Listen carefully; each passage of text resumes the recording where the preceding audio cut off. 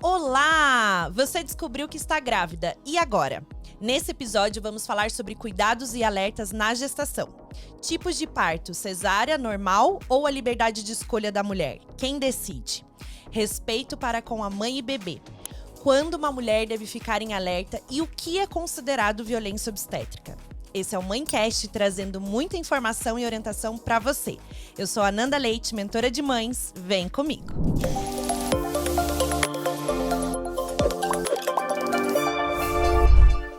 Ela é mãe de 3, da Ana Laura, Carolina e José Guilherme.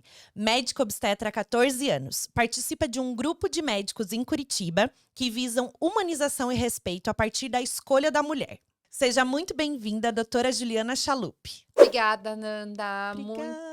Muito bom estar aqui, é um prazer. Tô me sentindo muito chique sendo convidada por você. Ai, meu Deus. Não, e a gente tá tentando marcar, mas assim, não dá pra conciliar a agenda de uma médica obstetra cheia de gestante pra atender. Então eu falei, ai, meu Deus, vou chamar. Só pra ver se dá certo, né? Porque a doutora Daniele já gravou aqui com a gente, mas assim, tem que conciliar muito bem, né? Pra gente tentar essa agenda. Mas agradeço muito a tua disponibilidade, viu? Obrigada, Nanda. A chance de furar existe, né? Sempre tem um Sim. nenê por aí pra nascer, mas deu tudo certo, não Estamos aqui em precisamos alerta, marcar. caso nasça Estamos com o celular. alguém, decida nascer algum bebê. Doutora, vamos abrir assim. Como você escolheu a obstetra? A obstetrícia, né? Por quê? Então, assim, Nanda, a obstetrícia me escolheu, né? Não fui eu que escolhi. Eu fiz a faculdade toda achando que eu ia ser pediatra, que eu ia fazer pediatria. Pediatra. E aí acabou que no internato eu gostei da especialidade cirúrgica e achei que na gineco-obstetrícia eu ia conseguir misturar a clínica com a cirurgia. Somado ao fato de que quando eu comecei a atender bebês de fato doentes, eu percebi que aquilo não era para mim. Eu gostava mais de outro tipo de contato com as crianças, de promoção de saúde, de puericultura. Enfim, fui lá para ginecologia e obstetrícia para atender as mulheres. E aí, durante a GO, como eu queria muito ter filhos, você já falou aí pro pessoal que eu tenho 3, eu escolhi fazer uma especialidade que não dependesse de sobreaviso, que eu não tivesse que sair correndo para atender, e fui me especializar em cirurgia ginecológica. Mas não teve jeito, né? Sempre aparecia ali uma gravidinha no consultório e me apresentaram para o mundo do atendimento multidisciplinar, de atendimento com doula, e a obstetrícia me roubou. Então, hoje eu não faço mais nada de cirurgia ginecológica, não faço mais consultório, quase nada de ginecologia, é só obstetrícia mesmo. Sim, porque realmente você tá ali, né, no dia a dia, envolvida, sempre vai aparecer uma gestante, você não pode me atender, e o que Sim. e aí foi te conectando, né, e trouxe a obstetrícia pra tua vida, maravilhosa. Hoje participando desse grupo que tem aqui em Curitiba, o Grupo Nascer, e a gente tem essas pesquisas que a gente faz, né, eu fiz essa Uhum. pesquisa de como gestante, né, quantos médicos fazem cesárea e quantos médicos fazem parto mesmo, né, e é muito pouco. Aqui em Curitiba, por exemplo, na época tava 17%, assim, dos médicos que faziam parto. E esse Uhum. grupo é muito especial, porque vocês ainda, além da equipe multidisciplinar, todo mundo que trabalha envolvido, né? Um fica de backup do outro. Então, sempre Sim. trabalhando na mesma linha, essa parte de humanização, respeito da escolha da mulher. Muito bom. A gente começou a atender junto bem antes de chamar Grupo Nascer. Então, na verdade, eu conheci todos eles na residência médica. O Carlos era nosso professor, o Álvaro era chefe do plantão também. E a Camille fez residência junto comigo, a Gabi também já é um pouco mais nova.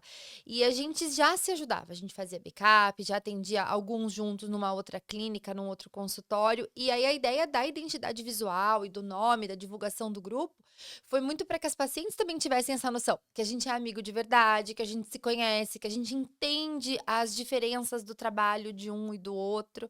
Então, a gente ganha muita qualidade de vida mesmo, né? Tendo para onde correr, tendo quem ajudar, tendo direito de ficar doente, né? De Sim. assistir uma apresentação da escola do Dia das Mães, a gente se ajuda muito nesse sentido. E eu acredito que para as pacientes é um conforto saber que assim, não, tudo bem, se a Juliana cair e quebrar o braço, vai ter alguém por mim, né, nessa mesma Sim. linha de atendimento. As gestantes se sentem mais segura, né? Então, isso que importa, ter esse backup ali. Maravilhoso, Sim. vocês, né, trabalhando com essa linha maravilhosa que vocês fazem do trabalho de vocês. A gente vai deixar o arroba deles aqui também, para vocês conhecerem o trabalho do Grupo Nascer. E agora a pergunta que não quer calar, né? Defina parto. O que que é o parto para você? Nanda, o parto é a forma de nascer, né? Então tem todo aquele conflito, ai, parto, cesárea, cesárea não é parto, o parto não é cesárea. De fato, o parto o nome parto, né, no dicionário requer que haja o nascimento transpélvico, por dentro do osso da bacia, que o nenê saia pela vagina da mãe. Então, por definição, parto é o parto vaginal. E cesariana é o nascimento via cirúrgica mesmo. Mas isso não diz, né, sobre ser mais mãe, menos mãe, se empenhar mais ou menos. Eu acredito que a forma de nascer é o que importa, né? Visando o bem-estar daquele binômio materno-infantil, olhando para aquela família com um olhar de também ser um evento social, né? Não é um evento médico. A gente não faz uma cirurgia e tira um bebê. A gente é um evento social para aquela família. Então, Sim. eu acho que é uma coisa que toda mulher tá contando em muitas situações, e eu, por trabalhar com isso, presto atenção, né? Você pode ver que você vai no salão, tem alguém contando como é que foi. Você vai na reunião da escola, ai, como é que nasceu o fulaninho? E como é que foi o parto do irmãozinho? A gente repete essa história muitas vezes na vida, né? Pra ela ser olhada por nós, profissionais da saúde, somente como um evento médico. Vai Sim. muito além. Sim. Então, para mim é isso aí, é um evento da família mesmo, que tem que ter a segurança da assistência, de um atendimento de qualidade, mas também tem que ter esse olhar do respeito e de uma questão social que vai ficar marcada na memória daquele bebê e daquela família para sempre. Sim, com certeza. Muito linda essa visão, amei. A gente falando de tudo, né? De assistência, de vida, de parto, de filho. Como que é Uhum. ser mãe de três e ser médica, obstetra ainda, que tem que atender milhões de gestantes ali, né? E tá em alerta o tempo Aham. todo. Como que é ser mãe de três e ser médica? Olha, vou brincar com você o que eu falo para as pacientes sempre. A gente não faz nada direito, mas na verdade é brincadeira. É que a gente vai escolhendo algumas prioridades. Então, por exemplo, como eu te falei da carreira ali da cirurgia ginecológica. Eu praticamente hoje faço o meu consultório, que quem organiza os horários das consultas, no limite ali sou eu. A assistência dos partos, que eu tô sempre à disposição para as minhas gravidinhas, e cuido das crianças. Então, a gente vai abrindo mão de algumas coisas na vida que permitem ter essa flexibilidade de horário. Então, da mesma forma, né, que é uma coisa que eu explico muito para minha de 9 anos, a mamãe não precisa ter horário de sair todo dia às 18 horas do consultório. A mamãe pode sair alguns dias mais cedo, pode acompanhar você numa consulta, pode assistir uma apresentação no meio da semana, coisa que às vezes outras mães que têm o horário mais fixo não podem fazer. Por outro lado, você abre mão da mamãe no final de semana. E aí a gente vai ali com muito jogo de cintura, tentando focar primeiro no que é mais importante e depois ir catando ali o que tá faltando, mas fica bastante coisa pra trás, né. Sim, bebezinho, né? Porque o José Guilherme é o mais novinho. Sim, o Então, Zeco tem 2 anos, ele é um bebezão ainda, né. bebê ainda demanda bastante, né? Não tem essa autonomia e independência como a tua de 9, por exemplo, né? Sim, sim. E, assim, a gente procura participar de todos os eventos da escola, estar presente, né, no dia a dia, fazer as tarefas, eu que levo, eu que busco. Claro, eu divido lá com meu marido, meus pais ajudam também, mas no limite, a gente que faz tudo lá em casa, não temos muita ajuda, sabe. Uhum. Então eu procuro eu mesma fazer e estar com eles no dia a dia, até pra eles saberem que a mãe deles sou eu, né. Sim. E é muito mais do que isso, né? Eu sempre falo isso aqui no programa. Os filhos, eles não vão lembrar quantas horas você ficou, né? Se Uhum. você ficou 24 horas trabalhando, se você não ficou, quantas noites você ficou sem dormir. Não é isso que eles vão lembrar. É o momento que você tá presente, Sim, real. A conexão real, a presença ali, o olho no olho, uma refeição que vocês fazem juntos. Se sim. você sentou 5 minutos pra brincar. Mas de verdade, né? Com aquela conexão que a gente precisa, que a gente sabe como mãe o que que é. É a gente estar presente de verdade, não ali Sim. só o tempo todo mexendo no celular, o tempo todo ali no automático. Então, isso eles vão lembrar. São esses pequenos momentos, que é o tempo de qualidade que a gente chama, né? E tem que tomar bastante cuidado, né? Porque essa disponibilidade emocional que a gente dá às pacientes nessa carreira que eu escolhi, ela toma muito tempo quando a gente está em casa. É. Né? Então, assim, é uma mensagem que eu tenho que responder meio que em tempo real, é uma atenção ali que, putz, a gente estava programado pronto para sair, mas agora a mamãe não vai mais, a mamãe vai para outro lugar. É. Então, tem que ser uma construção bem caprichada no sentido deles entenderem e também gostarem, né? Porque não dá para você criar filhos que falam assim: nossa, o trabalho da minha mãe é horroroso, eu odeio isso que ela faz porque ela sempre tá virando as costas para mim. Sim. E não é, né? É você mostrar que você é uma mulher que saiu, escolheu essa profissão para trabalhar. Tua filha, que é um pouquinho maiorzinha, entender isso também, né? Uhum, E uhum. aqui no Mindcast a gente traz as histórias das médicas também, né? Essa vida real para você compartilhar Sim, aqui com a gente, que eu acho que é muito importante. Não só a gente falar de todas as profissões, claro, né? Todas as mulheres que trabalham, mas as mulheres que a liberdade de escolha, né? uhum. De sair para trabalhar, de fazer, de ser mãe, de ser profissional e todos os Sim. papéis que a maternidade envolve, chave, né? Sim, sim. E falando em liberdade de escolha, eu queria saber o que que a gente pode trazer para essa mulher, né, de definição de parto que você falou. O que que a gente pode trazer de conceito, assim, de informação, para que essa mulher tenha essa liberdade de escolha do parto? O que que é a liberdade de escolha? Saber isso, né, do parto. Eu acho que hoje a informação tá muito acessível, tá muito fácil, então nós já estamos numa segunda fase, igual a gente estava conversando no É, início, que a busca tem que ser pela informação de qualidade, né. Então não é só assim: "Nossa, mas é melhor parto normal?" Depende para quem. é. Você quer passar por esse processo? Você tá disponível para isso? Você quer entender ou não? Você quer ir partir direto para cesárea? E o que que você pode perder se você escolher partir direto para cesárea? Então eu acho que a liberdade de escolha, ela vem com o conhecimento daquela mulher e entender os prós e os contras de cada via de parto, entender a evolução da gestação dela, porque também não adianta a gente querer ter parto e ter uma gestação de super alto risco ali e não ter essa possibilidade de ficar frustrada. Então eu acho que tem que ser uma construção ao longo de todo o processo de pré-natal, e é aí que entra um pré-natal de qualidade, uma equipe multidisciplinar, para aquela mulher conseguir escolher mesmo, mas eu acho que informação de qualidade é a chave. Sim, a gente sabe que a internet tá aí, mas mostra muita coisa, né? Então tem muitas coisas a serem desvendadas ainda, Sim, né? Porque só uma informação jogada ali, muitas vezes aquela mulher fala: ai meu Deus, não era isso que eu imaginava, não era isso que eu queria, e sim, tanta gente falando tanta coisa, então a gente tem que saber filtrar, sim, o pessoal né? perdeu o freio, né. É, "Ai, porque cesárea é ruim", sempre. Não, é. porque o bom mesmo é o parto sem analgesia. Sério? Pra quem? Pra quem quer passar por isso, pra quem dá, né, tem um processo redondo ali que dá tudo certo, né, E não é sobre dar conta, porque às vezes a mulher fala: "Ah, eu não dou conta do parto". Não é sobre isso que a gente tá falando. É ter a informação para que você tenha liberdade de escolha. Eu só consigo escolher algo na minha vida se eu tenho conhecimento para aquilo. sim. E é que nem a gente pegar quem é ateu e quem acredita em Deus, né? Por exemplo, se eu só sou espiritualizada e eu acredito nisso, mas eu não conheço a fundo o que a física tá me falando, não Uhum. sei, eu vou seguir a minha opinião e vou pregar isso para os outros. Só que eu não posso atingir o limite do outro. Eu não posso acusar o outro porque que ele não fez isso. Sim, Então, fazendo uma analogia com parto, é a mesma coisa. Se eu só fiz cesárea, eu não posso criticar quem faz parto normal. E a mesma coisa, vice-versa, porque eu tenho que entender os dois mundos, né? sim, sim. Os extremos. E nós temos que colocar uma terceira variável aí, que abre um baita de um leque, que é assim: como é que tá a fisiologia do teu corpo? Como é que tá o teu bebê? Porque assim, eu escolhi parto, eu escolhi cesárea, certo, mas e o que que você pode escolher? O que que pode ter de complicação clínica? São Sim. muitas variáveis, né. Muitas. Então tem a cesárea, o parto normal e a liberdade de escolha da mulher. A terceira Exatamente. vertente, que é a principal, né? Sim. Saber com informação. De alerta, o que que a gente pode trazer, né? Eu até conversei com você sobre isso, sobre a gente falar de violência obstétrica, Uhum. né? Acho que é um tema, assim, que é muito polêmico. Tem muitas mulheres que passaram por isso, que nem sabiam.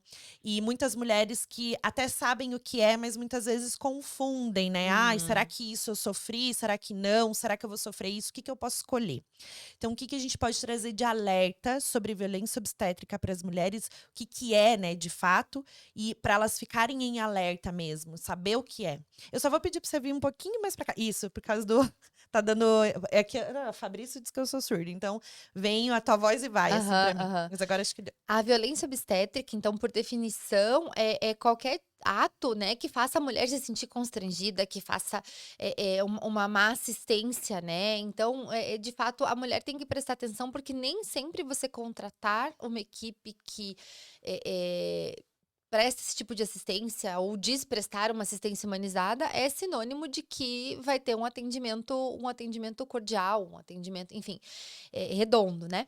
Então a violência obstétrica, ela pode existir ainda dentro da nossa bolha, né, que é aquela bolha da saúde suplementar, da mulher que escolhe equipe, mas de fato a violência obstétrica, ela existiu muito mais antes, quando não se falava sobre isso, ainda é possível encontrar relatos e tudo mais, e não é só aquele clichê que a gente escuta em todo lugar, assim: "Ai, se pra fazer o neném, você não reclamou, não estava doendo então, ou então fica quieta e faz força, mãezinha, nem sempre é só isso, né, nem sempre é só isso. Às vezes violência obstétrica pode ser também você se sentir constrangida a tomar uma decisão, você ficar sem graça de dizer o que você está pensando, então ela pode estar ali nos mínimos detalhes em outros casos também o contrário pode acontecer, né, Nanda? Às vezes um parto super difícil, coloca um fórceps, vamos lá e faz força, a mulher entende aquilo como uma equipe ali tentando resgatar e tirar o bebê dela da melhor maneira possível de uma situação, de uma Sim. complicação.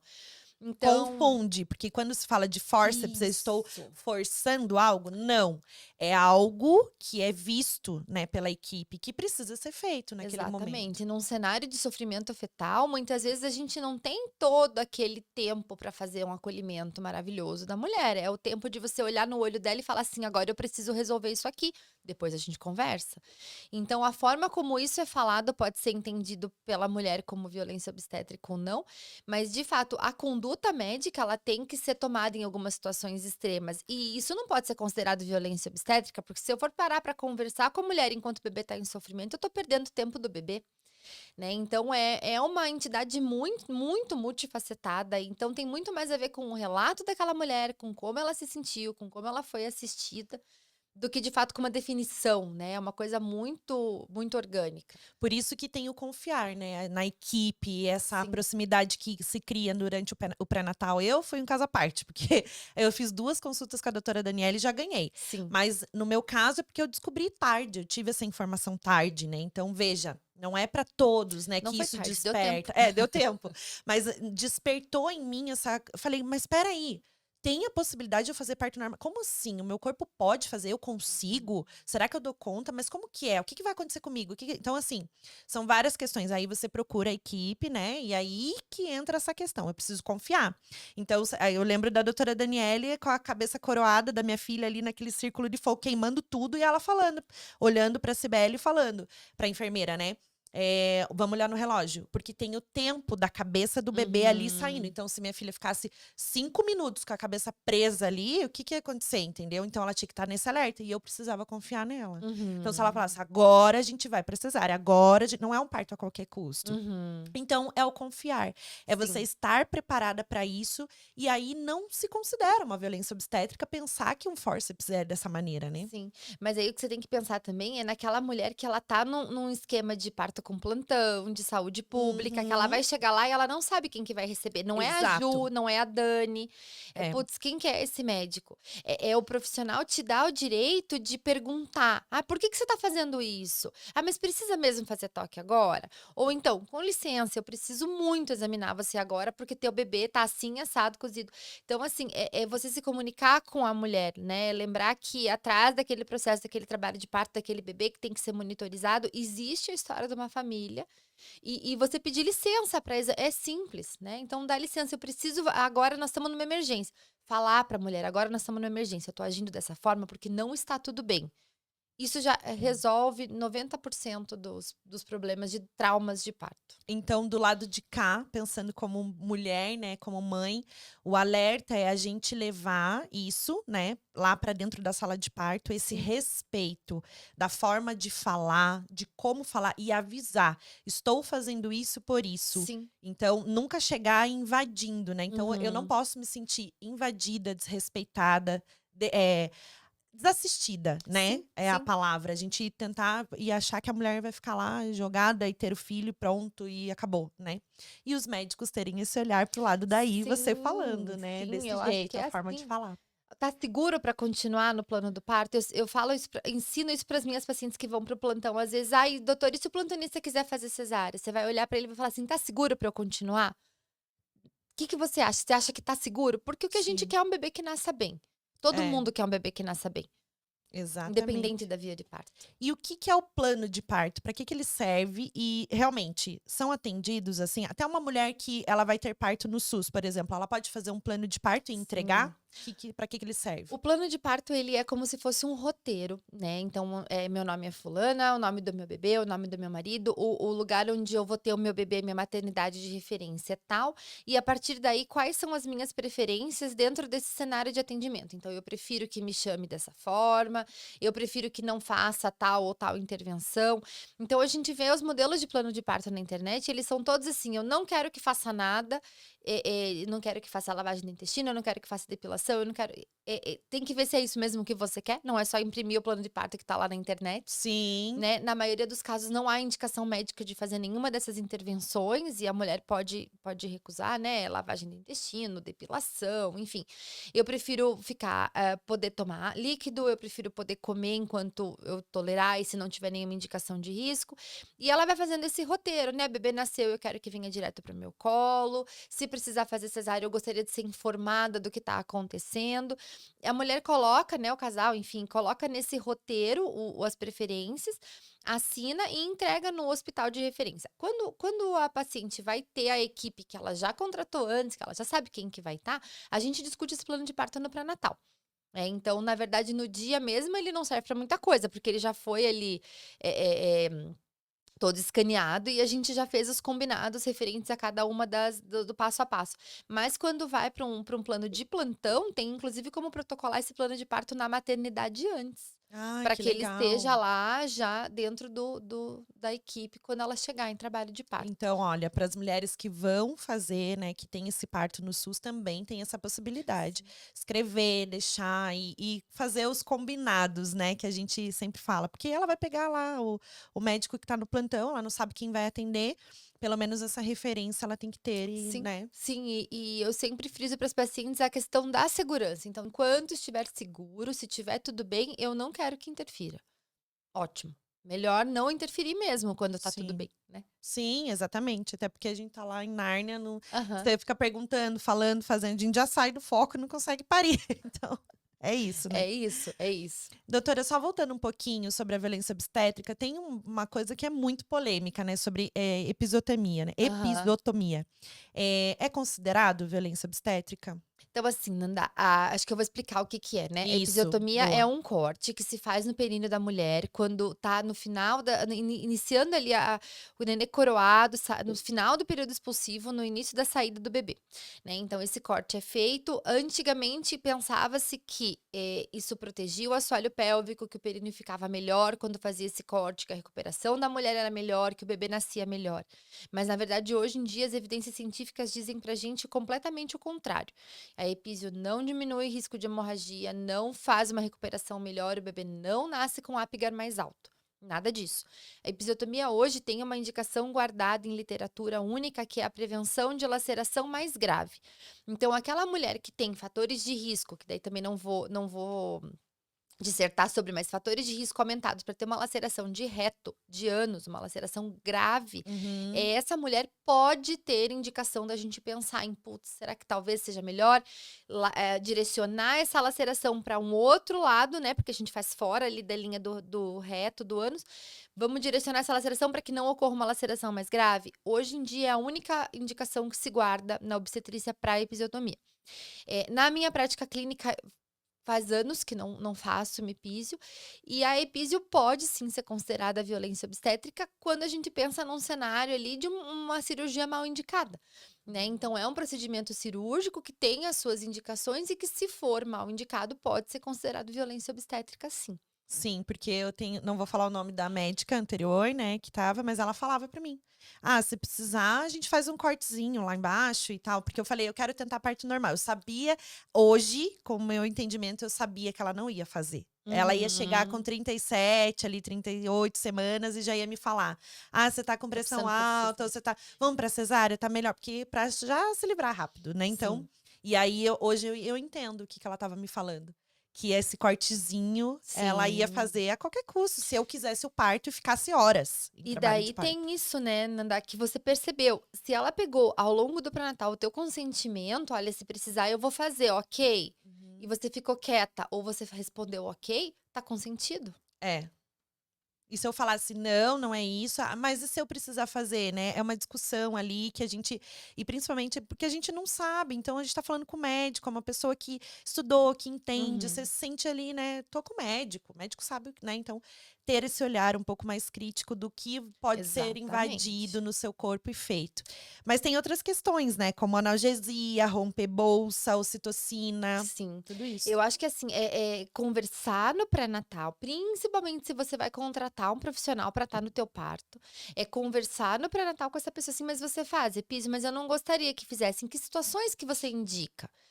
E aí pensar assim: "Nossa, esse profissional não tá alinhado com as coisas que eu acredito, que eu escolhi para mim, pois eu vi lá em algum lugar na internet, no aplicativo do Royal College, que não se faz episiotomia de rotina. Se essa profissional faz, então ela não tá alinhada com o que eu desejo para o meu parto". É. E se você vai contratar, não contrata uma pessoa que você vai brigar com ela no dia da sala de parto, que é a mesma história de todas as intervenções que você me perguntou. Então, assim, ai, quando que a gente coloca a ocitocina? Quando a gente precisa aumentar as contrações. Sim. Quando que a gente precisa aumentar as contrações? É para neném nascer rapidinho? Não. É porque a contração está espaçada, porque o trabalho de parto está muito prolongado e a mulher cansou e as contrações acabaram, mas por algum motivo a gente precisa que isso continue. Então, assim, há indicações para se usar a ocitocina, que é o hormônio da contração. Há indicações para se romper a bolsa, para que o bebê desça, encaixe, consiga progredir melhor na pelve. As intervenções, elas são, a Mari, obstetra, fala sempre isso, que é como se fosse uma caixinha de ferramenta que a gente traz para o parto e a gente usa se precisar, né. Então as Que amor. intervenções são ferramentas que a gente tem ali na caixinha, para pensar assim: "Putz, eu preciso essa mulher precisa de alguma coisa ali que a gente faça para ajudar a evoluir esse parto". E A a gente ocitocina, usa. só contextualizando, é uma indução, né? É como É se fosse uma indução, não é É um isso? Um hormônio que a hormônio. gente produz no corpo da gente, mas que quando a gente usa a sintética, ela faz o mesmo efeito, que é aumentar, organizar as contrações, aumentar a força, aumentar a frequência das contrações. Então, qualquer intervenção que a gente use, né, romper bolsa, colocar ocitocina, analgesia também é uma intervenção, ela tem que ter um motivo para ser usado, buscando corrigir alguma coisa do trabalho de parto que não está andando bem. Uhum. Né, nada deve ser usado, assim, de rotina ou sem pensar: "Ah, vamos colocar aí para ver o que acontece", na verdade Sim. não é assim.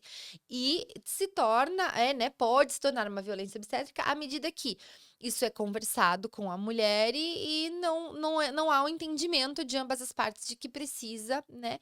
Por outro lado, né, a gente tem que lembrar que o médico obstetra, ele tá numa posição de garantir a segurança daquele trabalho de parto. Então, a responsabilidade sobre a evolução da parte médica daquele trabalho de parto, apesar do nenê ser seu, a responsabilidade da evolução técnica é minha.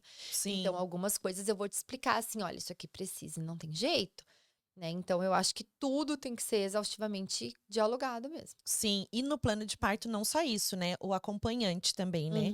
Então, Uhum. por exemplo, eu sentia muita confiança no meu marido, Sim. né, então se ele falasse assim, se ele olhasse porque o que que ele estava analisando? O comportamento da doutora e o comportamento da enfermeira. Ele estava vendo que elas estavam tranquilas. Isso é fácil, é nítido de você perceber quando a pessoa tá Uhum. nervosa ou em desespero, então ele estava fazendo essa leitura. Então se ele viu que a doutora estava tranquila e a Tá enfermeira, tudo bem? ele estava bem. Uhum. Então, se ele visse alguma movimentação, elas fossem para um canto ou conversar, ou porque elas cochichavam, mas falavam baixinho porque para não interferir. E eu falava assim: "Mas o que que vocês estão cochichando, né? Tipo, tá acontecendo alguma coisa?" E não tava. Ele olhava para mim e fazia assim: "Tá tudo bem". Então eu Uhum. confiava. Então, mulheres que têm acompanhante, ok. Mas tentar também olhar, né, esse olho no olho do médico Sim. ali, você vai perceber. Por mais em Nárnia que eu estava, mas eu olhava, o olho Sim. toca muito a gente, né, então, ter esse olhar. Tem mulher que não vai ter a possibilidade de ter um acompanhante, por exemplo. Então, ter esse alerta também para o que está acontecendo, ela precisa fazer alguma coisa, o ser humano demonstra isso, por mais que seja Sim. médico ou não, né, tem essa questão dali Sim. do olhar. Mas a questão do acompanhante, você tocou aí, emendando o assunto da violência obstétrica, eu acho que é Sim. imprescindível. Então, ter um acompanhante na sala de parto é garantido por lei. Uma Depois, amiga, nem que seja uma qualquer amiga. É. pessoa, tua mãe, uma amiga, uma comadre. É. Eu já acompanhei parto com o pai da gestante. em sala. Olha que legal. E eu olhei pra ele e falei: "Será que ela vai dar conta de estar junto com o senhor nesse momento?" Ele falou: "Doutora, se você achar que tá ruim, você me avisa que eu chamo outra pessoa".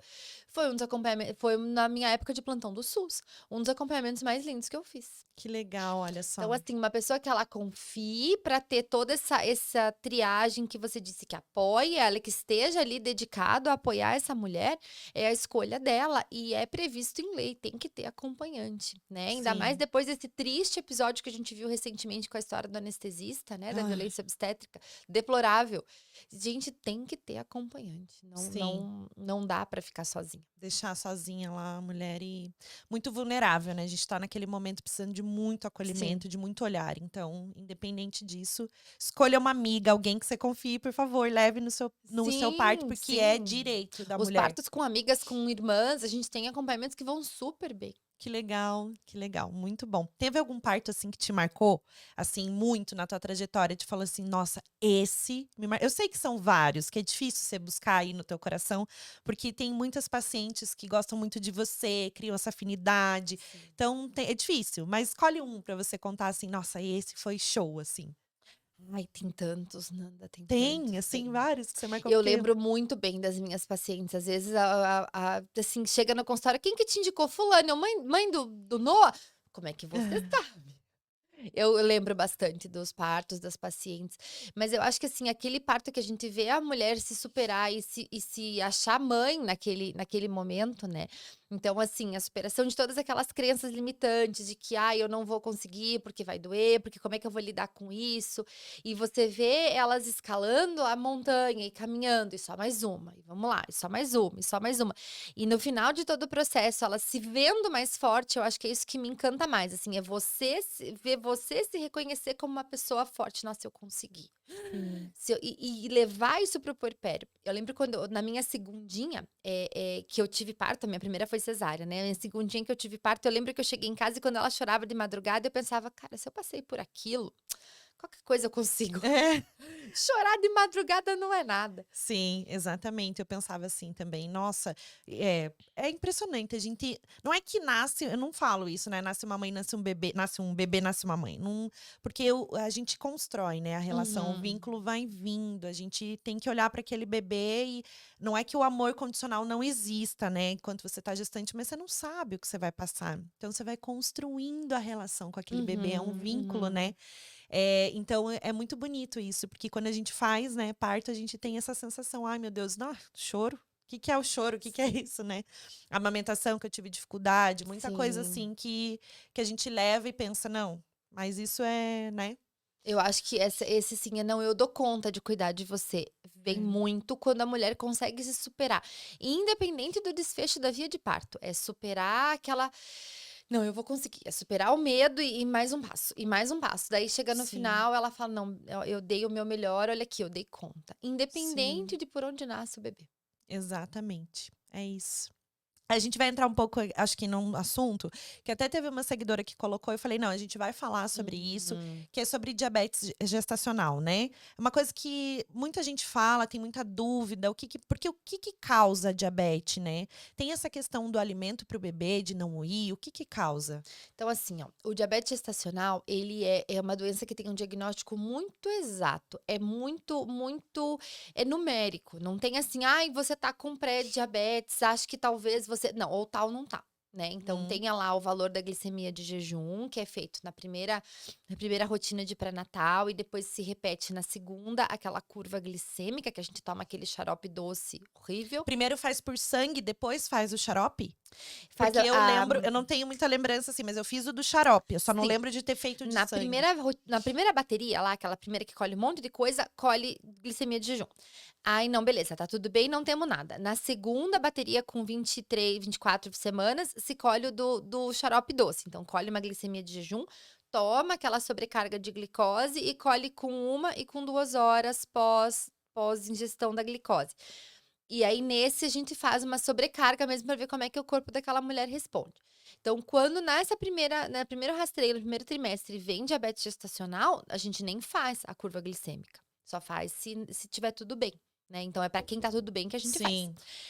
E sim, então a gente tem os valores de referência tanto para esse primeiro quanto para esse segundo momento, e é um diagnóstico muito exato, não tem mais ou menos diabético ou tal, não tá, né? Então a gente entende que a gravidez é uma fase do corpo e do metabolismo da mulher que realmente é possível você estar diabética só na gestação e aí fora da gestação não estar. Né? Não é Hum, uma assim, a partir de agora sou diabética, né? E durante o acompanhamento tem que fazer a monitorização dessa glicemia. Por quê? Porque o teu bebê não tem diabetes dentro do útero, né? Então, na medida que a tua glicemia tá alta e que tá circulando mais açúcar no seu sangue, esse açúcar passa a barreira placentária, o teu bebê recebe esse açúcar, ele tem insulina funcionando legal e ele vai ficando mais gordinho. E isso pode fazer desordens metabólicas no bebê. Então, não é só um bebê que fica mais gordinho. É um bebê que tem mais chance de sofrimento, é um bebê que tem chance de outras complicações por conta do açúcar em excesso que é recebido no período da gravidez. E como que a mulher pode fazer para se cuidar? Né? Então, a alimentação mesmo, se tiver acesso a uma nutricionista, a um endocrinologista, a equipe multidisciplinar que te ajude, te guiar nessa alimentação, ótimo. Se não tiver, você pode conversar com o teu médico obstetra, com a enfermeira da unidade básica de saúde, que eles vão conseguir te orientar certamente, né, em relação a hábitos saudáveis e atividade física. Essa história de gestante de alto risco, vi até numa enquete. Gestante de alto risco não pode fazer atividade física? Mentira, tem que fazer. Tem que fazer, né? Tem que fazer. Pelo menos meia hora, 40 minutos de atividade aeróbica. Pode ser um aeróbico leve, moderado, para mulher que tem diabetes gestacional, ajuda muito. É. A gente falou na fisioterapia mesmo, tem algumas mulheres que não. É o exercício em específico, né? De abdômen, essas coisas, que não pode ficar forçando, né, na gestação de risco, mas é para fazer sim. Inclusive, Sim. a gente falou muito sobre isso e é muito bom, tem que fazer. Até no primeiro trimestre, não tem época, né? Pra fazer, eu tô nos 3 primeiros meses. Não existe isso. Tem que Sim. fazer exercício Tem mesmo. algumas recomendações a respeito de fase da gestação, intensidade de exercício, que É tem que isso aí. personalizar, Uhum. mas pode fazer. Sim. Mas em relação ao diabetes, o exercício é uma chave que, assim, muda muito a É a modulação liberação de dos resistência à insulina e hormônios, de tudo. Aham. tudo, né? E se eu, por exemplo, eu fiz aquele de tomar e vomitei, o que acontece? Teoricamente, você tem que fazer de novo. Num É. outro dia, você volta lá em jejum de novo e tria novamente. Ui, só de lembrar, porque é É muito ruim, horrível. né? Eu sentia muito enjoo.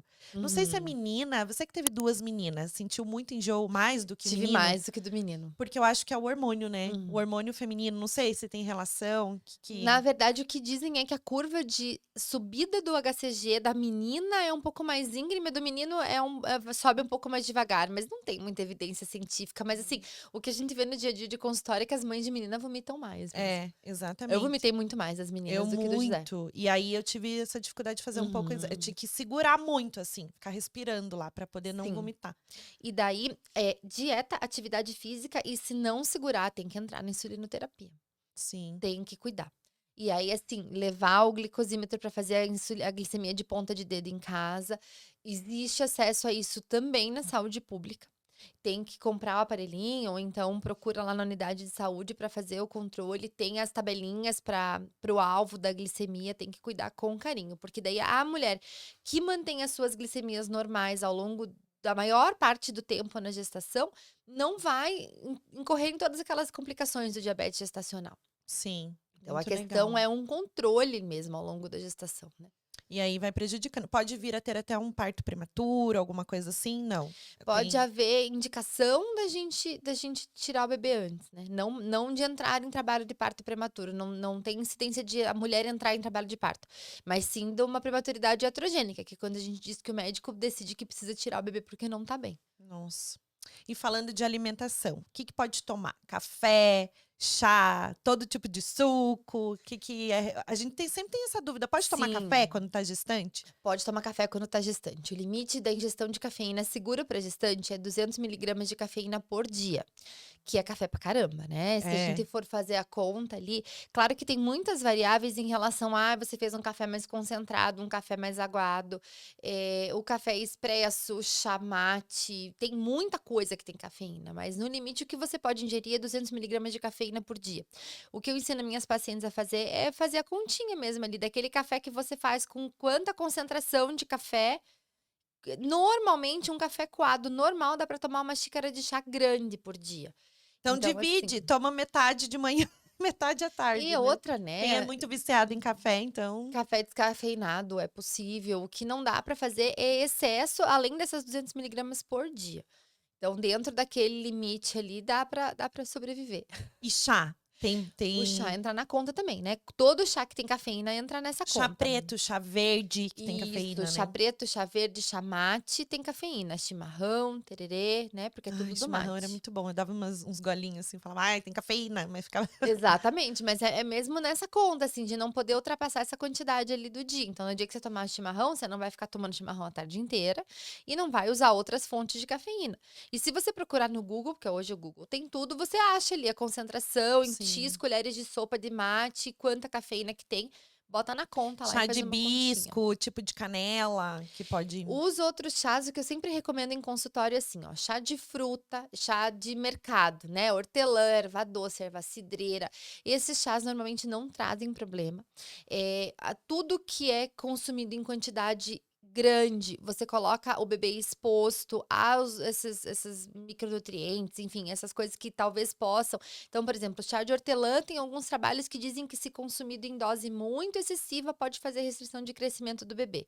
Ah, mas se uhum, tomar uma xícara de chá de hortelã, não, daí não, né, não chega a ter essa sim. concentração. Então o que eu sempre ensino para as pacientes é que o caminho do meio, ele é tranquilo, né, Uhum. exercício de mais, exercício de menos, chá de hortelã de mais ou chá de hortelã de menos, é saber fazer escolhas inteligentes. E esses chás de prateleira, eles são permitidos. O que que a gente não libera? Chá diurético, chá que vai, soltar o intestino, chá de sene, essas coisas a gente pede para tentar evitar mesmo. Sim, eu vejo muita gente também tendo dúvida de bebida alcoólica na gestação, inclusive. Ah, a mãe pode tomar uma taça de vinho, pode isso. Na gestação não, na amamentação, Sim. por causa do bebê, né? Mas na gestação fala muito pouco, assim, né? Pode Bebida tomar? alcoólica é fácil, bebida alcoólica é zero. Zero. Na gestação é O que que zero. causa, doutora? Só para as gestantes A entenderem. síndrome alcoólica fetal, ela não é dose dependente. O que que isso quer dizer? Que se você tomar uma tacinha de vinho, ou se você tomar 3 garrafas de vinho, você está expondo o seu bebê ao álcool. Então não é dose dependente. Nem um golinho. Nem todo dia, nem uma vez só, não é dose dependente. A gente não tem controle sobre isso. É diferente da cafeína, que tem uma dose de segurança, né? Hum. Então a bebida alcoólica na gestação tem que zerar. E aí, na amamentação, a conversa fica um pouco mais flexível. Por quê? Quando a gente bebe, o bebê recebe no útero a concentração de álcool que está no sangue da mãe. Sangue para o sangue, direto. Quando a gente amamenta, Pensa sem filtro, sem né? filtro nenhum, a placenta Ai, não filtra. é. Quando a gente amamenta, o bebê bebe a concentração do plasma da mãe no leite materno. Então, a tua concentração de álcool no sangue para chegar nesse leite materno e chegar no bebê tem que ser muito alta. Então, existem umas fitinhas que identificam o conteúdo de álcool no leite materno. Se essa fitinha é positiva, significa que tem uma mínima quantidade, você tem que desprezar esse leite. Então, a mãe que quer ir numa festa, ir num casamento, enfim, ou tem um consumo habitual um pouco mais elevado, vale a pena comprar essas fitinhas, porque daí você extrai um pouquinho ali do leite e testa, putz, não posso dar mamar, pula essa mamada. Né? Tem algumas tabelas que dizem assim, quantas doses você consumiu, quantas horas para o teu corpo metabolizar completamente. Então, você daí se programa para pular algumas mamadas, dependendo do que você consumir. E se for uma dose que não chegar a ter concentração no seu sangue, daí o bebê não recebe, não faz diferença nenhuma. Sim. Então, aquela uma tacinha de vinho, teu bebê não vai receber. Se você for expor a uma quantidade maior, tem esses subterfúgios aí que eu ensinei para poder usar um pouquinho mais. Sim, esse tempo ali, né, esse Sim, intervalo. Que bom, a mãe pode tomar uma taça de vinho para relaxar, pelo menos pode. amamentando. Se quiser ir num festão lá e Sim. curar o porpério, pode deixar leite congelado lá em casa, porque daí no dia seguinte já não tem mais concentração de álcool no leite materno, pode voltar a Mas amamentar normal. atenção, gestante, zero, nem Gestante um zero. golinho de até esses espumantes zero, essas cervejas zero, Esses pode. pode, mas tem ali também esses componentes químicos, né, que também não fazem muito É, bem. o espumante zero é refrigerante, né? É, Daí então não vai é, fazer. mas aí tem açúcar e tal, a gente sabe, Sim. mas é menos pior, então vamos, né, considerar que dá para brindar aí com espumante zero. E a cerveja zero álcool, tem algumas que colocam que pode ter traços ou 0,0%. Vão na Ah, é, 0,0%. porque tem, né, sim. Enfim, a gente falou sobre parto, né, disponibilidade obstétrica, como que funciona. Nesse caso, por exemplo, eu tô com você. Aí tem uma pessoa que é o meu backup. Se essas duas não tiverem, daí vai chamar um terceiro. Mas como que funciona essa parte da dinâmica, assim, porque a enfermeira, ela sabe que ela pode contatar todos, tipo, no parto, por exemplo? Na gente ali no grupo, elas podem, né, Uhum. então a gente não combina com a Eu voltei um pouquinho porque eu quero entender o teu atendimento, assim, como que você faz com aham. as gestantes. Até para as gestantes saberem aqui de Curitiba e tal. Então, assim, ó, a gente não combina com as pacientes assim: "Olha, se não for a Ju, vai fulana". Uhum. Claro que eu dou uma perguntadinha, assim: "Ai, quem que você prefere, se não puder ser eu, né, se acontecer alguma Já aconteceu coisa". de ter que substituir muitas Já, vezes? já. Acontece mais ou menos umas 3 vezes por ano, assim, com cada um de Por nós. ano? É muito pouco. É pouco. É porque, assim, a gente não programa férias, né, o mês de férias não tem gestante para nascer, né, ou então, por exemplo, janeiro que todo mundo dá uma revezadinha, a gente já pega para aquela janela que você não vai estar fora, então é difícil precisar. Umas 2, 3 vezes por ano, eu acho que sim. E a gente não deixa combinado assim: "Ó, vai com certeza ser a Camille", por exemplo, que é Uhum. é é minha comadre, que a gente divide a sala lá do consultório. Então, se a Camille estiver disponível, as pacientes acabam que se identificam mais com ela, porque sabe que a gente está sempre juntas, que nós somos. Mas se não der, qualquer um dos médicos do grupo e a mesma linha de atendimento. E, Sim. e aí as enfermeiras, elas têm o contato de todo mundo, mas antes da gente ter as enfermeiras no grupo, o pessoal da maternidade já sabia, né, que a gente se ajudava. Então, por exemplo, ligou para o Carlos não conseguiu atender o telefone, já liga para um dos outros, a gente atende. Sim, muito legal, porque aí tem todo esse respaldo, né, da equipe. E isso é previsto em contrato, né, então quando a paciente contrata a disponibilidade da Juliana, tá escrito lá que de preferência vem a Juliana atender, mas que poderá dentro do combinado ser substituído por Carlos, Camille, enfim, com qualquer um dos outros médicos da equipe, isso já é um combinado desde antes da contratação. Sim, muito legal. Vou fazer um quadro mitos e verdades. Vamos lá. Mito ou verdade? Tive cesárea. Posso fazer parto normal? Pode fazer parte normal. Eu já estava respondido, na verdade, porque você falou, eu tive cesárea e fiz um parto, Fiz né? 2, né, eu tive 2. cesárea, depois eu fiz 2. Então responde pra gente, o que que essa mulher fez cesárea? Ela pode ter um parto normal agora? Ela pode ter um parto normal. Na verdade, o grupo uma cesárea e 2 cesáreas, pela literatura, se enquadram no mesmo grupo. Então, se ela tem uma ou se ela tem 2 cesáreas anteriores, ela Até duas ou até duas. até 2 é um grupo. A partir de 3 é uma outra conversa, né. Então o Hum, protocolo de conduta para uma ou 2 cesáreas é assim, ó: tentativa de trabalho de parto. Você deixa aquela mulher entrar em trabalho de parto e vamos ver o que acontece, né. hum, Tem algumas coisas que a gente não pode fazer para mulher que tem uma cesariana anterior, que tem que ser mais uma ou 2, né. Tem que ser mais conservador, tem que pensar que há uma cicatriz naquele útero, a gente não pode colocar ele lá as últimas consequências de dar-lhe ocitocina e dar-lhe contração e vamos pra cima, tem que ter um certo tempo ali pra, né, ver o que que vai acontecer. De modo geral, a minha conduta para quem não tem cesárea é a mesma também, mas é o que diz a literatura, tô reproduzindo para você. E aí a gente aguarda a evolução do trabalho de parto com uma imensa maioria de chances de sucesso para parto normal, nesses casos, né. E o que tem uma restrição bem grande é em relação à indução, que não se pode fazer a maturação de colo com um medicamento que chama misoprostol, que é aquele do comprimidinho. Esse quem tem cesárea anterior não pode fazer. E quem tem parto anterior ou quem nunca teve nenhum parto nem cesárea também pode. E quem fez, no caso, episiotomia? Pode fazer parto normal Pode fazer parto depois? normal e pode fazer sem epísio também. Ah, legal, olha aí, ó. Não sabia, porque geralmente cortou ali, tá? Ficou aquela cicatriz e também tem a questão do músculo, né? Que Sim. cortou ali, não tem a mesma elasticidade. Pode fazer e pronto. Pode fazer. A maioria das mulheres que fizeram epísio, se houver laceração num segundo parto, acaba sendo ali porque tem um ponto de fraqueza da cicatriz. Da Sim. mesma forma que se você tiver uma laceração espontânea, a maior possibilidade, se você tiver uma segunda laceração, é que seja ali onde está a cicatriz. Mas é indiferente de porque foi epísio ou porque foi laceração, acaba lacerando no lugar, né? Mas Uhum. eu, por exemplo, ó, história boa. Eu não gosto muito de contar as histórias das minhas pacientes, mas as minhas eu conto sem dó. Eu tive o parto da Carol, a Carol pesou 390 com uma laceração grau 2. Recuperação tranquila, tudo bem. Daí eu tive o Zé pesou 4 quilos. E o Zé foi períneo íntegro. Então não O é que que por é períneo não íntegro? tive Ah, não laceração teve nenhuma. laceração nenhuma. Então, assim, a Carolina, Nossa, e foi parto quase normal? 1 quilo a menos, aham, 1 quilo a menos a Carol Gente. pesou, eu tive uma laceração que não foi do tamanho do meu epísio, mas foi da profundidade, né, pegou o Aham. músculo, que é igual ao epísio também pega músculo.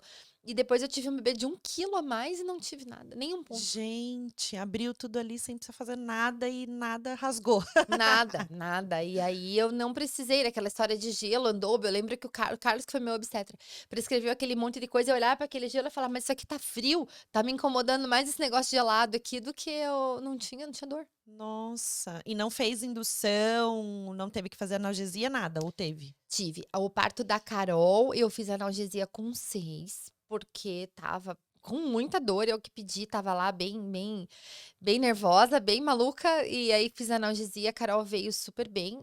A Carol tinha mecônio, e eu tava bem preocupada em relação a esse mecônio, então já Que já tinha visto resgatando. antes. Já Já, tinha. já tinha. Ah. Eu rompi bolsa, já era mecônio. Já resgatando a história do mecônio. O mecônio não é indicação de cesárea, mas é uma indicação de sinal de alerta para ver se esse bebê tá bem. Tem que ficar mais em cima, tem que escutar mais o coraçãozinho, tem que prestar atenção nesse bebê para entender se esse mecônio é só porque tá ali, ele fez cocô e tá tudo bem, ou se esse mecônio pode ser um sinal de alerta de sofrimento fetal. No caso da Carol, não tinha nada, tinha o Mas mecônio lá você só. tinha visto antes que Eu tava rompi com. bolsa em casa. Tá, mas você rompeu bolsa, daí que viu que tava com mecônio, porque não tem Isso. como ver antes. Não. Não tem cor, a eco, Isso. Tem né? gente que diz que vê, né? Mas não. Não, não, gente. Inclusive é uma violência obstétrica isso, falar que tá com mecônio, porque não tem como ver cor Não na tem eco. como ver cor na eco. Então, aí nasceu, daí tinha mecônio. Então, Não, ali daí que rompeu você. bolsa em casa, daí Ah, tinha tá. mecônio, daí fui pra maternidade, daí trabalho Ah, de sim, parto não nasceu, tinha engrenou, bolsa. daí rompeu bolsa 1 da tarde, ela nasceu às 2 da manhã. E daí eu Uhum. tava nessa de tem mecônio, mãe, né? Eu não tava obstetra naquela hora, eu Porque era a mãe. cor ali que saiu era aquele líquido mais amarronzado, assim, mais Isso, era esverdeado. verde, era verde. E daí naquele dia eu tava Nem existe mãe. amarronzado, gente. Não, Nem tem, mas o. verdeados, amarronzado.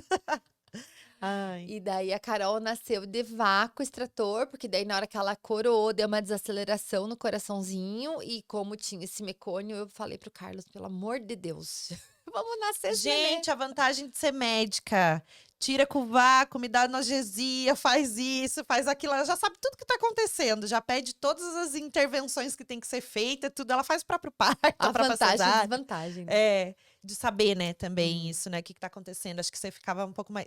Me fala sobre isso. Você ficava mais nervosa sendo médica, sabendo de tudo que tá Ah, acontecendo? eu ficava querendo organizar, né? Pois Que é uma coisa é, ruim você ruim. ficar querendo Exato. pensar na hora que você tá parindo. E daí no Zé, eu cheguei no hospital com 8 para 9.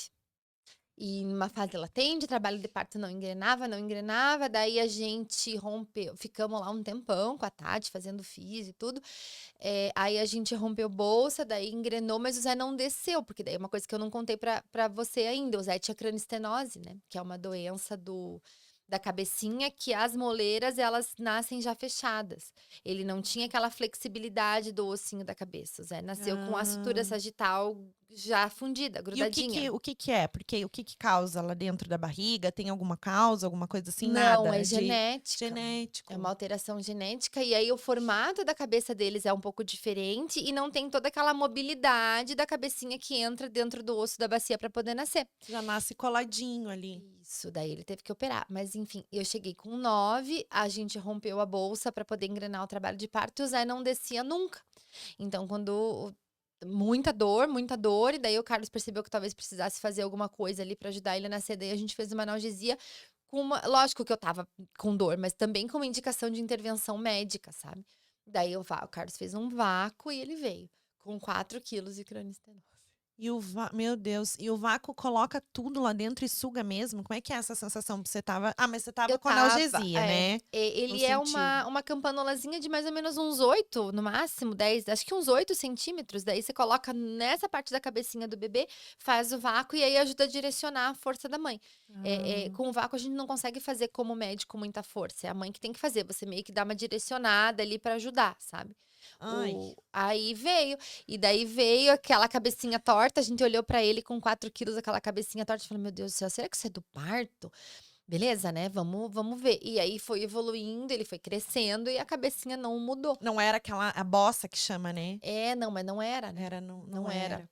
Era ele mesmo que hoje a gente sabe que por isso que o parto dele foi difícil, mas quando eu tava lá em trabalho de parto, eu não sabia. Nossa, Meu Deus. É, realmente, tem muita coisa, né? Aham. E daí, na hora ali, você tem que se virar nos Mas é isso que eu te 30 e falei. tudo. Eu escolho não fazer analgesia, certo? Mas você não sabe que seu nenê tem crânioestenose 4 Ah, quilos? mas na hora você pede tudo. Você fala assim, eu quero ir pra cesárea, eu quero ir analgesia, você não quer mais nada, você só quer que tire a Quero esse criança, tipo, nenê no meu colo. exatamente. Na hora você não decide nada. Sim. Então, se entrega pro parto e tchau, né? Aham. Pode tomar um pouquinho de água. Eu quero esse nenê no meu colo. É, eu vou fazer mais um mito e verdade. Mito e Bora. verdade. Mãe que tem o útero retrovertido pode engravidar? Sim, na verdade, o útero retrovertido é uma condição anatômica, não é uma doença, nem uma alteração, é a anatomia. É igual assim, ó, esse meu dedinho aqui, ele é mais curvo assim, porque a minha mãe é assim, genética. Mas meu dedo Hum, funciona, tá tudo bem com ele. tá. Tá? É uma condição anatômica. Então, o útero que ele é retrovertido, porque a mãe nasceu assim, tá tudo bem. Engravida da mesma forma, parto da mesma forma, normal. Tem mais dificuldade ou não? Igualzinho, Uhum. igualzinho. Tudo Igual certo. o útero normal. Igual o útero antevertido, que é ele dobradinho aqui pra frente, o retrovertido ele dobradinho aqui pra trás. Quando que o útero retrovertido é um problema? Quando ele está nessa posição por algum motivo. Então pode ser que ele esteja assim porque essa mulher tem endometriose, tem uma cicatriz e o ligamento aderiu ali o útero pra trás. Uhum. Porque teve uma apendicite, uma doença inflamatória pélvica. Então assim, quando o útero é retrovertido em consequência de uma doença, ok, essa doença pode atrapalhar de engravidar. Mas No meu caso, que demorei 8 anos com endometriose grau 2, sim, né? mas pode ser Então, porque esse útero é retrovertido por causa da endometriose. a inflamação né, vai causando Exatamente, isso no exatamente. endométrio. Então, Uhum. impedia o espermatozoide de entrar e acabou, é isso, Exatamente, né? mas o que atrapalha não é exatamente a posição do útero, é todo o contexto que fez também o útero ficar dessa forma. Então, esse é Sim. super mito, a história do útero retrovertido não atrapalha em nada. Tô quase tirando o DIU e fazendo o método MOB. Tô, tô quase, mas Aham, aham. vou ver se eu vou fazer isso. Porque como eu tenho endometriose, eu demorei Sim, tantos anos pra engravidar. Então, será que se eu tirar o DIU eu engravido em 15 dias? Não sei. não sei. Porque eu demorei muito tempo. Sim. Então, a endometriose tem essa coisa, né? Crônico, não cura, a gente tem que melhorar a alimentação, uma série de coisas. Vai que eu tiro e demoro Sim. mais quantos anos? Então, eu tô pensando, acho que é melhor eu tirar e E daí já liberar o contra. nenê. Não liberar o neném, mas ir tentando, Engravidando. assim, tipo, entendendo como é que meu corpo tá. Por Sim. quê? Porque eu tive uma gestação, deu uma limpadinha ali, né? Porque o corpo deu um respiro sem menstruar. Sim, E aí isso, teve um isso. neném, aí eu já coloquei o DIU pra não sentir as dores que eu sentia. Então, tô tentando ver o que que eu decidi ainda na minha cabeça. Muito confuso ainda. A questão da endometriose e do DIU é que quando você tá com um DIU que você tá em amenorreia, que você não tá menstruando, você tá colocando a tua doença em repouso, ela Mas eu tá menstruo. dormindo. Eu uso Mirena e menstruo. Ah, tá. Então, eu menstruo porque talvez seja por conta da endometriose. Eu tô meio que se. Acho que não. É, Não, tem mulher que menstrua com DIU mesmo. já tô fazendo uma Uma consulta. consultinha. Vocês não estão Mas daí, na hora entendendo. que a gente tira o Mirena, a gente bota essa endometriose pra funcionar um pouco mais, tá? Então, Ah, é que eu já fui a pessoa da endometriose, né? Agora eu sou a pessoa do parto só. Mas, aham. assim, a questão da endometriose é que a gente tenta não deixar a doença em atividade. A gente não costuma recomendar pra mãe, pra mulher que tem endometriose, deixando rolar e evitando com o Ah. método. Mas aí vai ter que tirar e tentar engravidar, então. É Uhum. isso? Ai, não. É o que Então, tem resposta melhor. não dá agora. Não dá agora, Fabrício.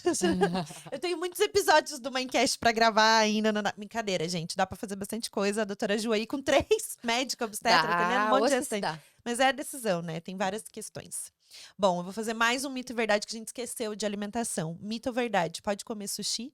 Pode comer sushi. Ai, que delícia. Sushi não passa toxoplasmose. Peixe não é vetor de toxo. Mas desde o primeiro dia de gravidez. É Pode comer mito, sushi. mito? Mito, mito. Gente, eu não tenho coragem. Porque olha o psicológico que faz, né? Aquele peixe cru, Aham. você olha, você já acha que vai fazer mal pro bebê. Qual que é a história do sushi, tá? O peixe cru é um alimento super perecível. Então, você não pode comer nada estragado grávida, né? Nem peixe cru, nem nada estragado você não Mas o pode comer. máximo que vai acontecer é uma intoxicação alimentar. Ou Sim, não. não, é que assim, tem intoxicações alimentares e intoxicações alimentares. Então, assim, é melhor não pegar nada grávida, né? Tem questões em relação à listeriose, que pode passar ali a infecção para placenta, enfim, membranas ovulares. Tem a tóxico, que não é o caso do sushi, mas que pode ser contraído na carne vermelha crua, né? Que é a carne de boi, carne de porco, carne de carneiro. Tem que ser bem Bem super cozida. cozidinha. E tem coisas assim que passa na água contaminada. Então, quando a gestante chega muito preocupada em relação à infecção na gestação, eu sempre falo isso para elas: olha, não tem como você escovar o dente, lavar o cabelo, lavar a louça com água mineral. A água É. pode estar contaminada. É, Então tem que fazer escolhas exatamente. inteligentes, né? Você tá com vontade de comer japonês, você vai num restaurante que tem um fluxo grande, que tem um cuidado ali numa linha de preparação, porque o peixe é super perecível, tem realmente mais chance de estar estragado do que outros alimentos, né? Sim. Então, cuidar. O peixe que ele foi transportado ultra congelado, mata várias parasitoses nesse processo de congelamento. Então, é melhor comer o peixe que foi transportado ultra congelado do que o peixe fresco. Como é que a Então, gente sabe disso? Vai no restaurante, né? porque não dá tempo de chegar, né, em Curitiba, por exemplo, não dá tempo, tem que vir congelado, mas você tem que ir num Ah, restaurante e perguntar. sim. Um restaurante que tem bastante fluxo, que tem um preparo que não é aquele peixe que fica lá horas no buffet esperando as pessoas se servirem. Sim, Então esse fluxo. tem E tem uma curiosidade também, é só homem. Você já viu o sushi woman? Não, é sushi man. Por quê? Porque aham, a temperatura da mão do homem, né, tem isso aí, que é estável. E a mulher aham. é instável. Uma hora eu tô Isso. quente, outra hora eu tô frio, porque, por conta dos hormônios. Então, o homem, ele tem essa estabilidade na temperatura da mão. E aí, por isso que você só vê homens fazendo sushi. Sim, Porque o peixe precisa que essa estabilidade. Eles não fazem com luva, eles fazem com a mão. isso. Então, é Uhum. por isso também a temperatura tá aí também o grande segredo, né? O Maincast, né, traz curiosidade até de sushi, gente. Vocês não estão entendendo. Mas pode comer, pode comer. Pode comer. Mais perigoso pegar a toxoplasmose no pepino do barco do sushi do que no peixe. O peixe não passa Nossa! tox. Então, vamos falar de toxoplasmose? E as mães, as gravidinhas que têm gato?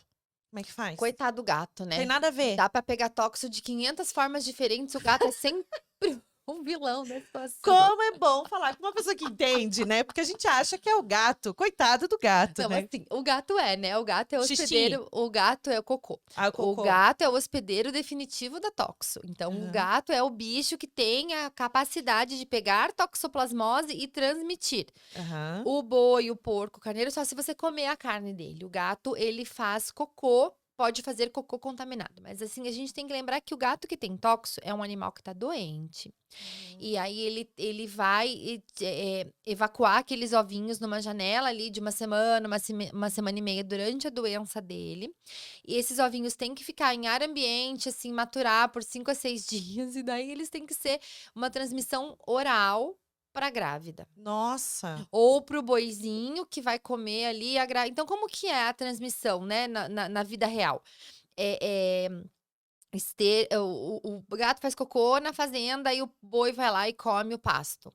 Ou então o gato faz cocô na plantação de alface e você come uma verdura mal lavada. Mas é só do gato? Ou não? Tipo, se ou qualquer bichinho que fizer? Quem O boi transmite tá lá no pasto, esse tem. ovo é o gato. Ah, é o Agora, gato. o ser humano pode pegar na água contaminada, pode pegar no cocô do gato e pode pegar na carne crua.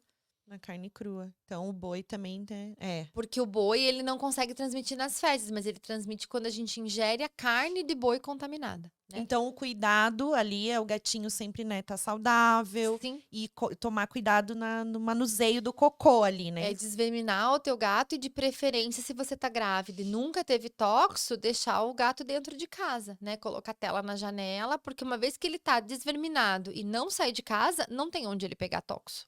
Aham. Né? E aí, a lavagem dos alimentos, né? Então, tudo que você for comer cru, verdura, fruta, lavar muito bem.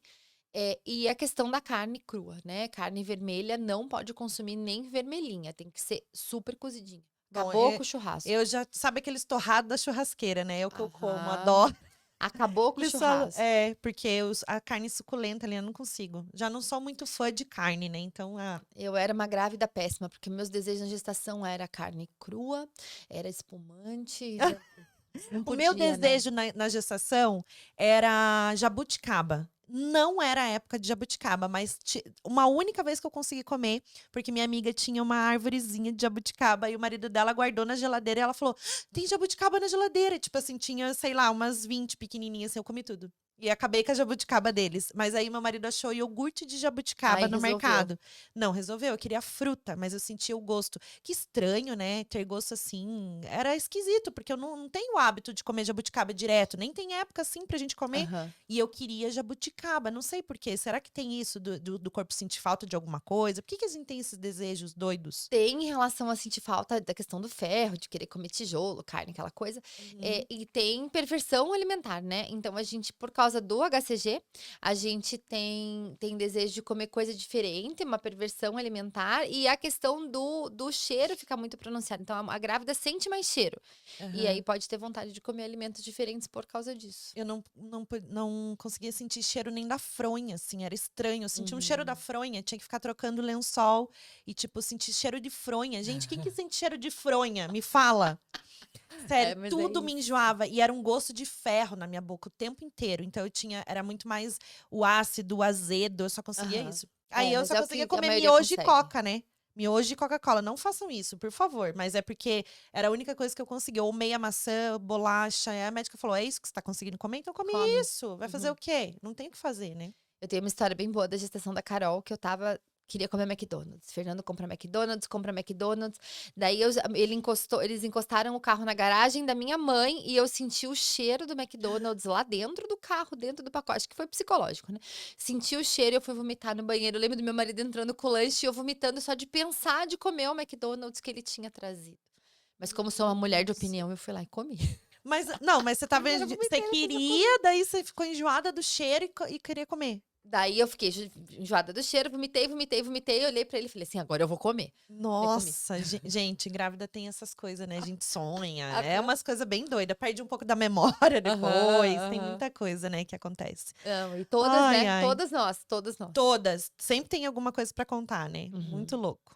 Ai, gente, a gente vai precisar encerrar o programa, mas eu não queria encerrar, porque tem tanta coisa pra falar pra gestante, né? Eu queria só fazer a última pergunta, assim, que eu acho que pra gestante não, no geral, da mulher, sobre laqueadura. Uhum. Quando que a gente pode fazer e o que que é ideal, né? Tipo, você com 3 filhos, se tiver um Uhum. próximo parto, você pode decidir. Porque quem que decide isso? Tem médico que não quer fazer laqueadura porque a mãe tem um filho. Sim, é que a lei mudou, né? Agora, Então, recentemente, a lei da bom você laqueadura mudou. falar, trazer isso também. Então, antes só podia fazer a laqueadura com o consentimento do cônjuge, que foi uma coisa que caiu agora, não necessariamente mais. Tanto a laqueadura quanto a vasectomia, se você fosse casado, o teu parceiro ou parceira tinha que consentir. Hoje não precisa mais. Tinha que ter pelo menos 25 anos ou 2 filhos vivos, né? Eram as condições de antes. E também não podia ser feito no ciclo gravídico puerperal.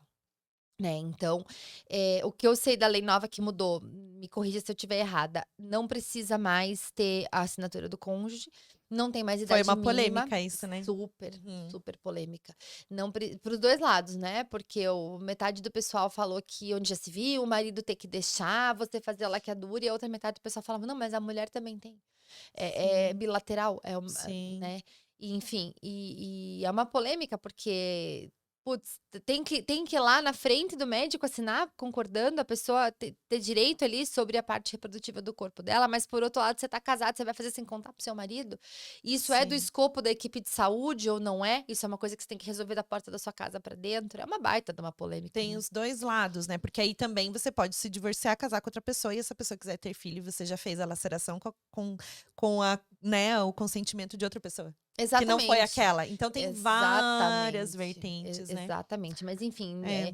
eu acho que não é do escopo da equipe médica querer saber se você conversou com seu marido sobre a sua esterilização. Uhum. É. Acho que a gente tem que reforçar pra você muitas vezes assim, ó, não dá pra desfazer, não dá pra desfazer, não dá pra desfazer, não dá pra Isso, desfazer. isso. Ok, você quer fazer? Não dá pra desfazer. Quero. Daí vem daqui a 30 dias, não dá pra desfazer. Você lembra que não É. dá pra desfazer? Assina aqui, por favor, né? Você Porque. conversou bem com o teu marido, agora É, fazer o seu marido vir assinar pra mim, não. né. Então Não, acho que porque aí eu é posso me isso. separar e ter outro marido. Então não Exatamente. adianta, né? Muita coisa, Acho que assim. uma coisa é você reforçar que você coloque isso para o seu cônjuge pra não fazer escondido, pra não fazer enfim. É. Outra coisa é você querer que eu vou fiscalizar isso aí em relação à mulher que eu vou laquear, né. Mas enfim, é bilateral, tá, tanto a Uhum. laqueadura quanto a vasectomia. Não tem mais idade mínima, não tem mais número de filhos mínimos. Agora eu não sei dizer da lei sobre a história do ciclo gravídico puerperal. E de idade. De idade é acima de 25. Era 25 antes, mas a lei mudou. Nossa, mas 25, né? Porque olha quanta vida ainda a mulher tem pela frente. Pode Sim. ser que 25, acho muito. Mas eu acho que a principal crença, Nanda, é a história do ai, mas aí eu vou lá e reverto. Tem muita paciente que chega no consultório falando, ai, mas me laqueia já na cesárea, depois se eu quiser ter mais filho, eu vou lá e reverto. Não dá. Não dá. O que corta lá dentro? Corta as trompas, né? Você corta as 2 trompas, liga e corta. Assim, dá para reverter? Dá, mas não vira um bebê. Né? Não resulta em gestações de sucesso. Então, você vai lá, reverte. A chance disso acabar numa gestação espontânea, que dá tudo certo, é muito Chegou a doer pequena. minha cabeça só de você falar corta a trompa. Ai, Deus. Vocês são muito corajosas. Por isso, Deus dá o dom pra pessoa certa. Que vocês ficam lá vendo esse sangue, todas essas coisas aradas da mulher, tá louco. Uhum. E é considerado, né? A gente sempre fala, né? Antroposofia, que eu estudo sobre isso. Médico e professor, eles são considerados sacerdotes no mundo. Então, você veio com o dom, né? Das mãos, de tudo pra educar e pra curar, né? Curar, entre aspas, pra você. Porque eles falam que a medicina educa.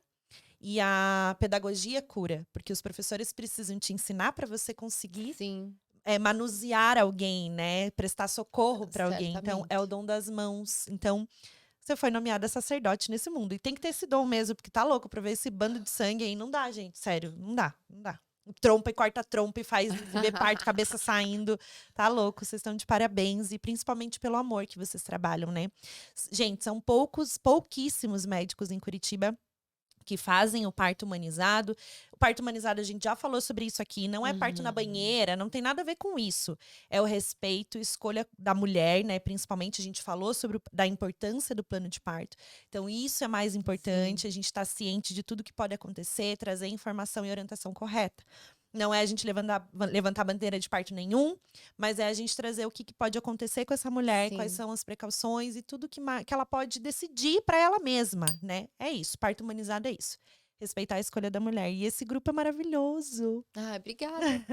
Eu acho que é isso, né? É olhar aquele evento como um acontecimento dentro daquela família, né? Não importa qual que é a configuração da família, não importa. É aquela mulher e aquela família, aquele bebê, e tentar entender o que está acontecendo e fazer a sua parte, né? Eu se colocar naquele cenário de equipe como a responsável técnica, o médico. Então, eu adoro papear. Adoro dar umas dicas de coisa para as pacientes, adoro conversa de comadre, mas naquele cenário ali eu tenho que estar de olho na parte técnica. Atuar. É, exatamente. A médica, ela é amiga, mas ela precisa ser médica também. Então, ai, doutora, amei demais. E eu queria fechar assim: maternidade é. Ai, maternidade é entrega, maternidade é servir. Para mim é isso, você entrar nesse barco achando assim: "Nossa, mas vai ser super recompensador, mas eu vou", não, é servir, é para eles. Então o meu olhar sobre maternidade é que você entrega para o teu filho, você constrói, você ajuda a criar aquele ser humano, construir aquele ser humano. E entrar nesse caminho achando que vai vir, claro que vai vir, mas não, nossa função é servir. Para mim é isso. Lindo, lindo. Eu falei sobre isso ontem. A maternidade e paternidade é uma evolução sua, de você com você mesmo, em primeiro lugar, Sim, aprendendo a ajudar um outro ser humano a evoluir. sim, Então, é uma oportunidade. É mais do que sim. você ser pai e mãe, é uma oportunidade de evolução para ambos os Sim, a lados. gente vira uma pessoa muito melhor, a gente tem uma capacidade muito ampliada de fazer várias coisas ao mesmo tempo e prestar atenção em outras coisas e estudar coisas diferentes. Eles nos dão a falta que eles têm, né? É olhar naquele serzinho que você quer muito que dê certo na sua, né? Coisa que você mais quer que dê certo na sua vida é aquela pessoinha. E ver o tanto que falta para aquela pessoa, você vai correr atrás, nem que você tenha que aprender para você poder entregar. Então, é todo um processo de evolução que hoje sou uma pessoa muito melhor, porque eu tenho eles. Certamente. Exatamente. E tem que estudar, viu? Não dá pra ser. Tem Se que ela não estudar. estuda pra ser médica, vai ter que estudar também pra ser mãe, né? Oxi, Não mas eu dá. estudo bastante para ser Então, mãe. não adianta só, né? Porque a gente tem esses lados, né? Ai, não precisa estudar porque não precisa de Mas ferramenta pra claro que criar filho. precisa. Precisa, a gente tem que melhorar a comunicação, tem muita coisa envolvida, né? E é isso. Gente, se deixar a gente falar 4 horas de parto, tem vários Aham. episódios que a gente trouxe aqui. falando sobre parto, inclusive com as doulas, com a doutora Sim. Daniele, mas a gente sempre vai trazer esse assunto, porque tem pontos de vista, olhares diferentes, tudo que a gente pode falar de gestação, que é muito importante. Então, se você gostou do vídeo, compartilha com a gestante, com as gravidinhas que precisam ouvir, né, que comer sushi pode, que não é Sim. só o gato que dá toxoplasmose, tudo sobre plano de parto, tudo que a gente falou, que é maravilhoso trazer esse tipo de informação aqui, pra gente criar esse canal de referência com filtro, pelo menos, né? Um pouco, porque a internet tá demais. Então, é isso. Com amor a gente transforma o mundo. Obrigada, doutora Ju, por Obrigada, tudo. obrigada, Nanda. Amei. Adorei. Um beijo. Fiquem com Deus. Até o próximo episódio. Beijo, obrigada. Obrigada a você.